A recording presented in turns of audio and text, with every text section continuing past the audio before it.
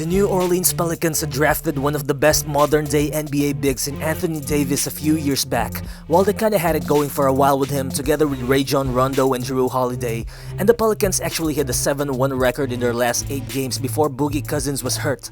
And it's quite a shame that we didn't really get to see that Pelicans team realize its full potential. But talk about being lucky, just a few days after trading Anthony Davis to the Lakers, New Orleans landed the next phase of their franchise via the draft in Zion Williamson. Well yeah, there's no denying that the Pelicans have the privilege of building their team around one of the most athletic and dominant college players in history, who is now one of the best young players in the entire NBA. And the reality is that the Pelicans' potential is directly tied to Zion's ability to stay healthy and to improve his overall game, and of course, how the Pelicans build their roster around him. Well, the front office definitely have been doing the right moves this offseason. They finally traded Jrue Holiday for some future picks, and most importantly, they landed Steven Adams, which happens to be one of the most physically imposing and underrated big men in the league today. Well, Adams is one of my favorite NBA players, and I honestly think this trade just made the Pels a playoff team, and there are a lot of reasons for that, which we'll talk about moving along.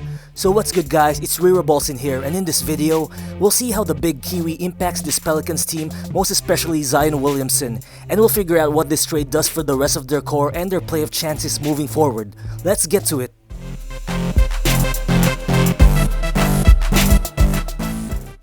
If you're a Pelicans fan and you're looking for any optimism heading into the season, you can count on the hiring of Stan Van Gundy as the Pels' next head coach. While it's easy to argue that there are a lot of better options than Van Gundy to guide Zion Williamson and their young core, but in all fairness, this guy is a veteran coach who was behind an Orlando Magic team with another big man, Dwight Howard. And this man took them to the NBA Finals in 2009. Yeah, Van Gundy might not be particularly a great X's and O's guy or something like that, but he'll definitely help the Pelicans establish a defensive identity, and you can expect him to just hammer down playing the right way to this young team. And if this guy is somehow able to turn Zion Williamson into a quicker defender and a more stable rebounder, then I think it's definitely going to be a win already. Because for real, Zion Williamson is just a total freak of nature.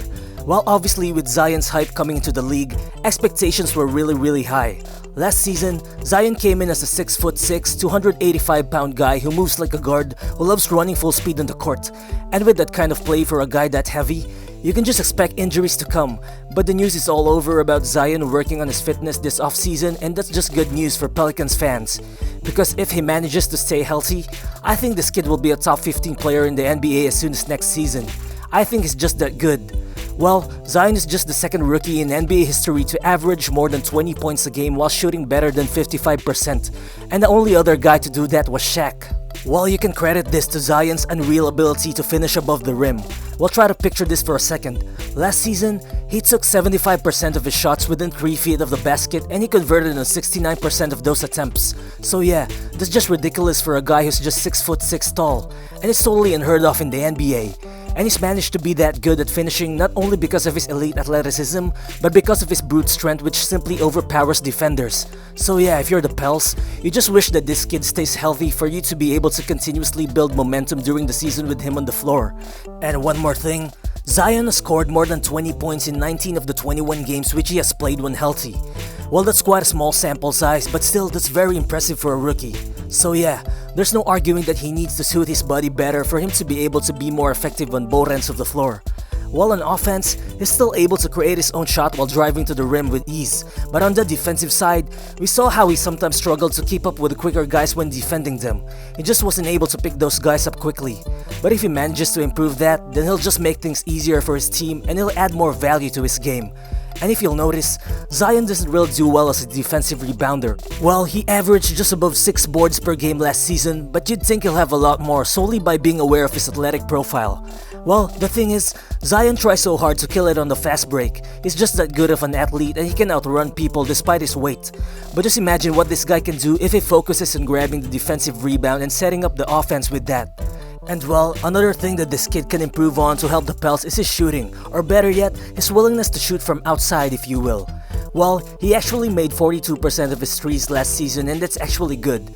In his first NBA game alone, he's hit 4 3-pointers, but the problem is that during the remainder of the season, he just took less than 1 3-point attempts per game. And overall, he just needs to be confident enough to hit those threes consistently, as it would just open up more opportunities for his teammates in the long run. And entering next season, you'd assume that defenses already know that this guy will lean on attacking the rim or catching lobs underneath the basket, and his lack of shooting just gives defenses a better read of his game. So yeah, I think he needs to diversify how he plays a little. But of course, whatever happens, you can still expect Zion to terrorize the paint. That's just how he plays. But what's scary for the rest of the NBA is that he now has a new guy to neutralize the front court with him, and that is Steven Adams.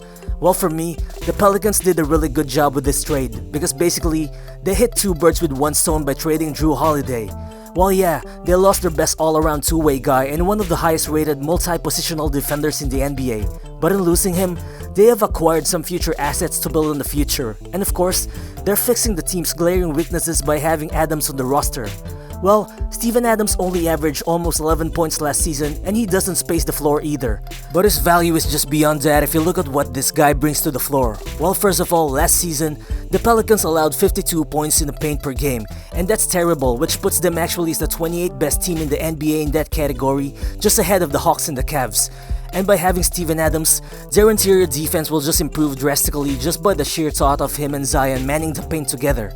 Well, last season, Adams averaged 1.1 blocks and almost a steal per game while playing for a very potent defensive team in the OKC Thunder. And yeah, I think that landing a tough, physical inside presence who can be somewhat an occasional focal point of offense is a very big win for the Pelicans. And well, New Orleans ranked second in the NBA in offensive rebounding last season, but now, with the departure of their leading rebounder Derek Favors, together with the loss of Jahlil Okafor, Adams will just immediately step in to provide that much-needed rebounding for the team.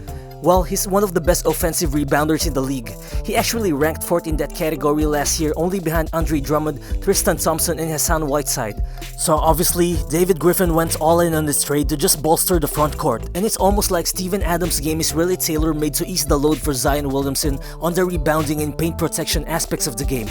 Well, overall, Adams will just improve the Pelicans' ability to rebound and to close out possessions while being a really good mentor to Zion and to Jackson Hayes. While on the financial side of things, Adams is on an expiring deal worth $27.5 million, and it's easy to say that such an amount is an overpay for a guy who just averages almost 11 points and almost 10 rebounds a game.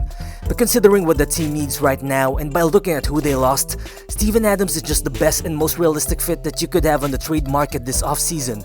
Well, if you look at it, his contract basically just replaces Jrue Holiday's massive deal and this team would still be over the tax limit, but things just got better for them by trading Holiday, to be honest. Well, that's because they still got Eric Bledsoe, who's also a solid two-way guard who I think can immediately step in as a starter while doing a decent job alongside Lonzo in the backcourt. And with this trade, the Kira Lewis selection in the draft just made more sense. So anyway, the Adams trade just came with a lot of complicated pieces, but overall, I think the Pelicans exactly got the value that they were going for here.